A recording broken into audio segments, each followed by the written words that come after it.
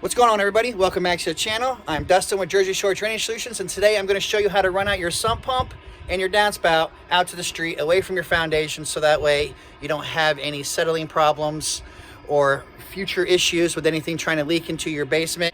But you see this right here? See this crack? This is what happens when the water keeps going.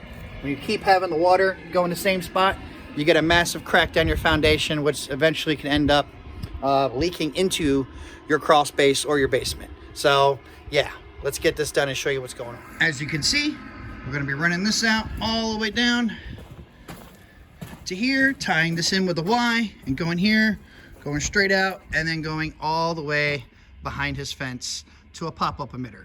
That way all the water that was flooding all up in this area will now be going out behind the fence. So let's get started. And here we go. We have it all dug out. For everyone that's been here, thank you so much. We're already live on TikTok, but this is what it looks like, all dug out to the downspout, to the corner, and then all the way to the other side of the fence. Well, we'll be putting a pop-up emitter and making it into like a little mini dry well, so when there's no more pressure for the downspout and the sump pump to push up and drain away, it'll be able to safely drain into the ground. Now to get piping. And here we go. We have it all piped up. Please make sure, once again, when you're always using sump pumps or anything like that, make sure you glue. You have to glue because it has pressure. All right, it's all pressurized, but now we have it all together. I even have the sump pump line going downhill to level so everyone can see. And yes, when the bubble's to the right, that's the direction you want it to be, because that means that's the high side, this is the low side. Okay, people were getting confused earlier, but that's how it works. We have it all going down here, and we have it wide into it, so that way you don't disrupt the flow. You have a sweeping 90. As you can see right in here, completely downhill.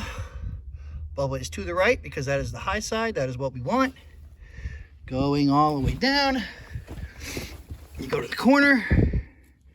Same thing, we got downhill to level on this side, and it just keeps going as we go down. We'll go to another section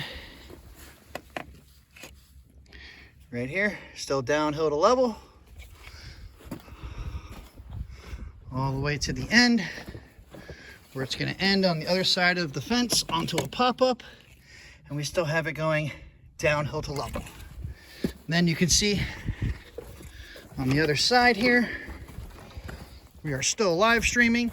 So if you want to see how this was all put together live in person, go ahead and check it out.